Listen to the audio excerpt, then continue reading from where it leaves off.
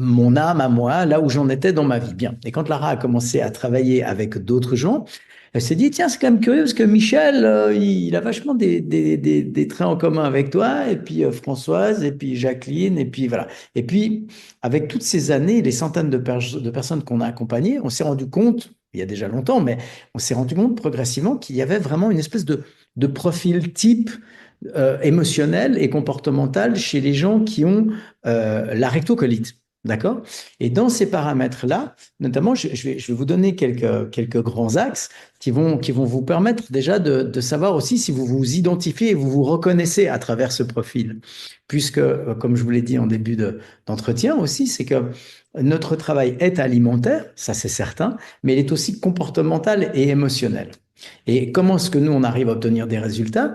Bah, je vais vous le dire parce que je vais vous décrire un peu ce profil-là, et puis après, vous verrez si vous, ça résonne pour vous. Alors déjà, en général, le premier trait de caractère dominant chez les gens qui ont la rectocolite, ce sont souvent des perfectionnistes. Ce sont souvent des gens qui ont un niveau d'exigence sur eux-mêmes qui est souvent très très fort. Et ça vient de quoi? Ça vient souvent déjà dans un premier temps d'une croyance limitante, c'est-à-dire que les gens qui sont souvent perfectionnistes, pensent que déjà, on ne peut pas les aimer juste pour qui ils sont, mais souvent pour ce qu'ils peuvent apporter aux autres.